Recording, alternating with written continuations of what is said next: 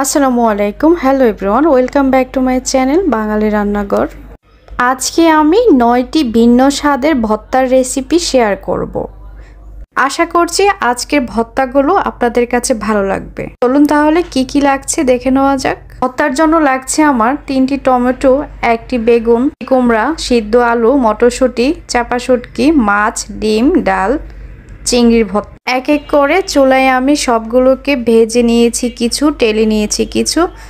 এই পর্যায়ে সামান্য পরিমাণ লবণ দিয়ে, কিছু মরিচ দিয়ে এটাকে ভালো মতো কচলে নিয়ে 2টা ডিম দিয়ে বানিয়ে নিব ডিম ভর্তা। এই পর্যায়ে ভাজা পেঁয়াজ কুচি দিয়ে ধনিয়া পাতা দিয়ে নামিয়ে নিব। আবারও পরিমাণ মতো লবণ মরিচ দিয়ে আগে থেকে পুড়িয়ে রাখা টমেটোগুলোকে ভালো মতো মিক্স করে ধনিয়া পাতা দিয়ে মিক্স করে উঠিয়ে নিব। এখন রেডি করব বেগুন ভর্তা। ভর্তার মধ্যে 1 পিস মাছ দিচ্ছি।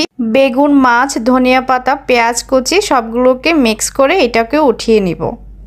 এক এক করে আমি ভর্তাগুলোকে রেডি করতে থাকবো। এখন বানাবো মাছের ভর্তা।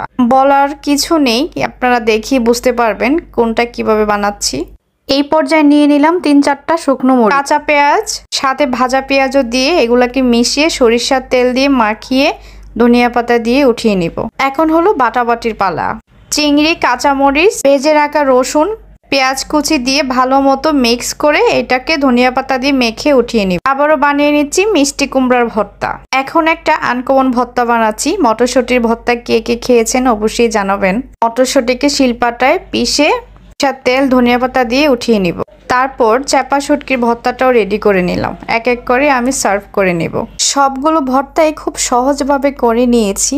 বাসায় যদি এরকম কিছু ভর্তার আইটেম করা যায় তাহলে কিন্তু মন্দ হয় না। আশা করছি আমার আজকের রেসিপি আপনাদের খুবই ভালো লেগেছে। আজকের মতো এই পর্যন্তই। আল্লাহ হাফেজ।